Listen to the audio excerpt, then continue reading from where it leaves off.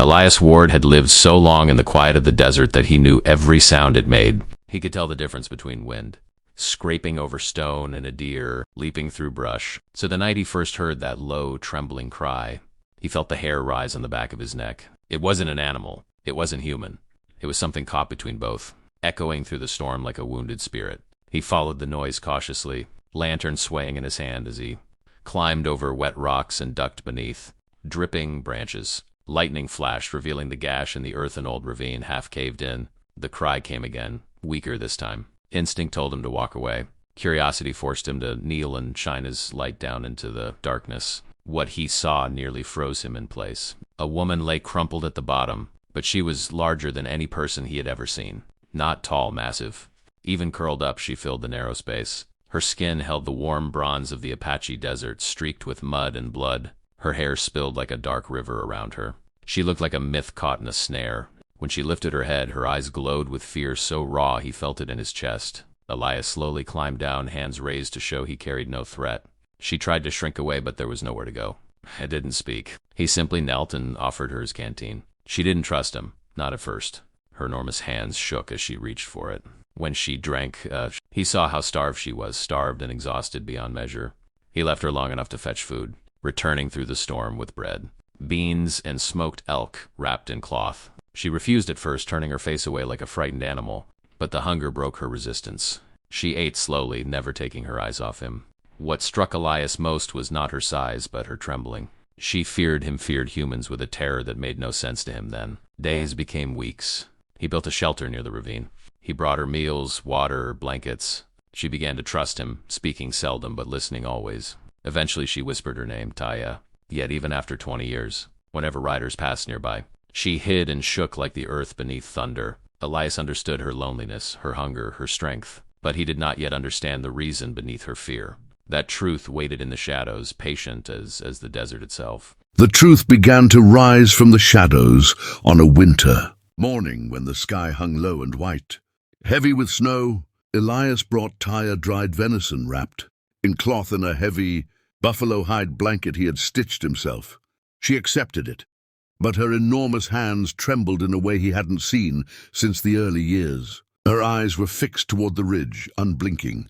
Elias felt a chill that had nothing to do with the cold. Something had shifted. "What's wrong?" he asked. But Taya only pointed toward the distant rise where the snowfall thickened. The gesture held weight, a warning carved in silence. Elias tightened his coat and climbed the ridge alone. At the top, the wind cut into him like knives. But what stopped him wasn't the cold.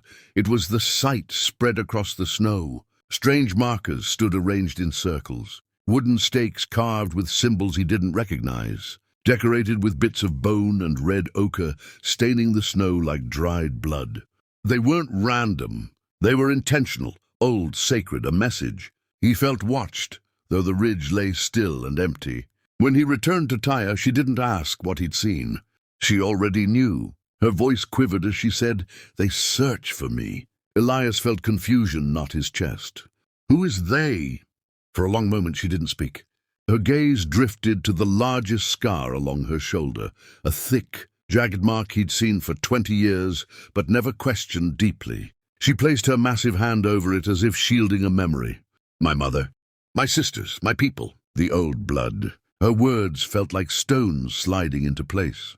Taya explained slowly, painfully, that her family belonged to an ancient Apache lineage, giants of old stories, tall as canyon walls, feared by settlers and soldiers who saw them not as humans, but monsters carved from legend. Her people hid for generations, moving deeper into the canyons, always hunted.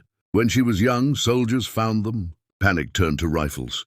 Taya survived because she fell into the ravine. Her family did not. Elias felt his throat tighten.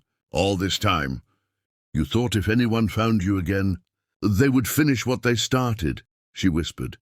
But the bone markers meant something new, something impossible. "Someone survived," she said. "Someone calls for me." Elias realized then that her fear of humans wasn't just history, it was prophecy.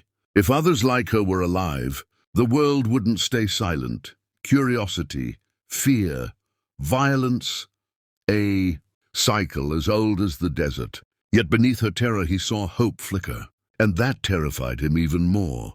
The drums began as a faint thrum beneath the ground, a vibration Elias felt in his boots before he heard anything at all. By the time the sky darkened fully, the woods echoed with deep, ancient rhythms, slow, powerful, the kind of sound that made the air itself feel alive. Taya stood the moment they reached her ears. Her massive form stiffened, eyes wide with a mixture of fear and something Elias hadn't seen in her for years. Fragile, aching hope. Without a word, she turned toward the thick line of trees. Elias followed, heart pounding with every step. Moonlight spilled silver across the forest as they moved deeper. Elias kept close to Taya's heel, though her stride easily outpaced him when she wasn't trying to slow down. The drums grew louder, clearer, forming patterns, calls, responses, prayers.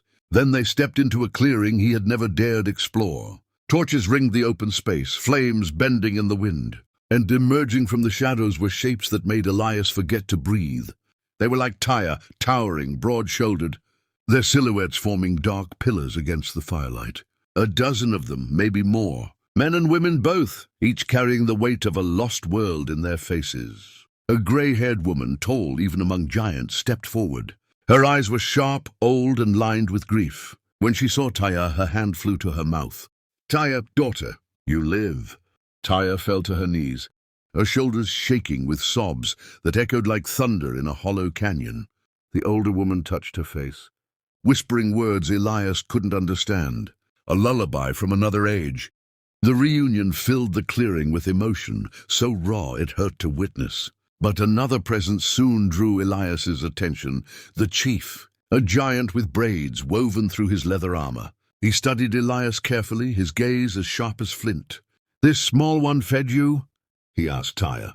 "For 20 winters," she answered. The chief's expression shifted. Not warm, never that, but respectful. "Then he is not like the others."